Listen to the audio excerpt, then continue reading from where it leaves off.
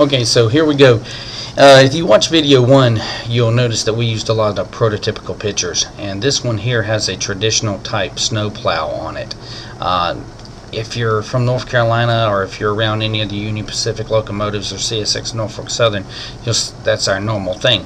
But right here, looking at number 7611 on the left hand side of your picture there, as we zoom in on it, you'll see this was a rock plow that was very unique to Chessie locomotives. They would put them on the front end, or the head end of the unit, but as you'll see in the next picture here, they rarely put them on the rear or the trailing end of the locomotive. Just based on what I've been able to figure out, I think they did this to save space, and they were not known for running their locomotives backwards or the trailing end forward as Southern used to. Here's another prototypical picture of number 8228 and 4662, and you can see that there are some varying differences between these rock plows, but for the most part they stayed pretty much the same. Again, as in video 1, we used Details West, part number PL205, which was the Chessie system plow pilot, and we went over how to use the instructions that come with that to make a jig, if you will. And if you haven't looked at that video, before you get too far into this one, you should go back and take a look at it. There should have been a link at the beginning of this video regarding it, and so take a look at it. But anyways, what we're looking at here is the template that goes with these plows, and how to make a jig to install them. Again, we just cut it out of the paper, glued it to some styrene, and then popped holes in it for the mounting of the rock plow. And you're going to see the jig and the rock plow here in the next picture. And there it is. So we use this little jig to work on the front of the locomotives. Now, got one more picture here. This is the back side showing the mounting tabs for the rock plow. Now we're going to move on to actually installing this thing. So again, this is what the front of the locomotive looked like before we started working with it. We used a Dremel and a Dremel sanding tool to get rid of the molded on details that would allow this plow to fit snugly up against the front of the frame. Again, you can see the one on the left there that we worked on, and the one on the right. Remember, we're working on 3 of these at the same time, so that's sort of a before and after picture there. Do take into account that you have to be careful when you're using one of these Dremel tools. It can get out of hand real quickly, and once you take plastic off of the shell, you can't put it back on. So now we got our plows situated. They look good. We've taken off enough of the coupler box so they'll fit on there nice and clean and look real well. One thing right here, if you'll notice in that white box, we did have to cut a little bit more out and groove out some of the rock plow to allow the front handrails to fit into the mounting holes. This is the rock plow on the front of the locomotive. I think it looks really good. You will notice here that that flashing that I spoke of before, we had to take that off. That's inside the white box there. That's just from where this thing was molded at the factory. So it's looking pretty good. We're eyeballing it. Eyeball every one that you work on. It looks good. We're pretty satisfied with it. And so we went ahead and put it on the shell on the frame, set it over on the track, see how the height difference from the top of the rail to the bottom of the rock plow. It worked really good. Now what we're going to do is we're going to talk about the couplers. This thing came with the traditional horn style couplers that screwed into the tower you see on the shell on the right. Well, we decided to go ahead and use KD coupler boxes, but to put a KD coupler on it. But you'll notice there on the left we had to cut a lot of that out. Again, when you're doing this, use something like a little jeweler's file, something that's got some girth to it, something that'll work. But remember, go easy and check often until you figure out exactly how much needs to be taken off, because again, once it's out, you can't put it back. So this is the finished product.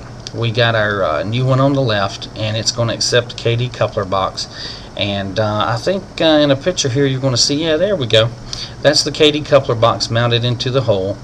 and it looks good. It's nice and level. We're going to take a look at the underside here and see exactly what we had to take off. That's the bottom side of the KD. It mounted great, nice and level, and there's a before and after. So the screw is still going into the tower hole there, but we had to take a lot of it down too. So we got the coupler in. We're using our KD coupler gauge. It lines up perfectly. Everything's fine. We decided to go ahead and put it all together, sort of test fit it, make sure the handrails would fit in their mounting holes properly. They did. Went ahead and added on the MU hoses. They're looking spectacular. Just was real satisfied with the way this thing looked sitting on a piece of track, eyeballing it, looking at it, checking it, measuring it, making sure it's nice and level. So being pretty happy with this, we decided to move on. One of the things that I noticed when I got these was some more flashing in one of the smokestacks. You'll see it here as we zoom in on it. This thing was tearing me up as to how to get it out of there. I ran it past some buddies of mine at the forum that I go to, and they suggested taking a X-Acto chisel blade, and I believe it's the number 17, and whittling on it to get it out of there. Well, sure enough, right here's what we did. We got that number 17 X-Acto chisel blade, but the problem was the width of the blade was wider than the widest spot of the smokestack. So what I ended up doing in the top picture there was using a Dremel and grinding it down to where it would just fit into the smokestack, and voila. Being very careful, went in there, whittled it out. It's not perfect, but nobody's going to really pay that much attention to it, but it certainly does not jump out to you like it did in the first pictures.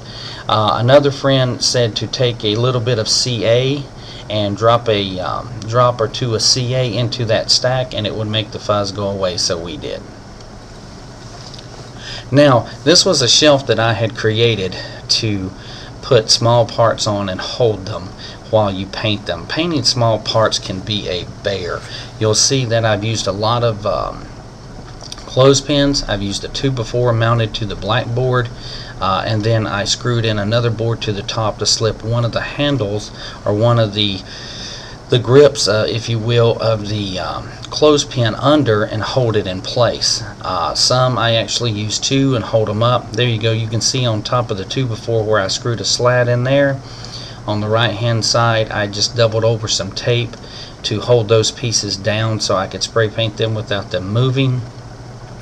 Additional paper clips here. I actually used a Dremel to cut them down to a point so that they would hold small details real carefully, so we could paint them without messing them up a whole lot, and that worked out really great. Laying small parts down and trying to paint them can be a bear because they want to blow all over the place. Again, you can see how I carved the end of that clothespin to allow us to really hold small parts. This is the top. Again, you can see the 2x4 screwed to the shelf with two screws on it with enough slack underneath that slat there to allow the end of the paper clip to slide under there snugly and hold in place. And as you can see in this picture here, I used another clothespin, slid into the gap of the other clothespin to hold the detailed parts still in the in their molds, I guess you might say. Looking here at this picture, now there's a good spot, a good picture of how I use that slat with a screw. You just sort of stick them under there and tighten the screw down till it holds them, and there you go.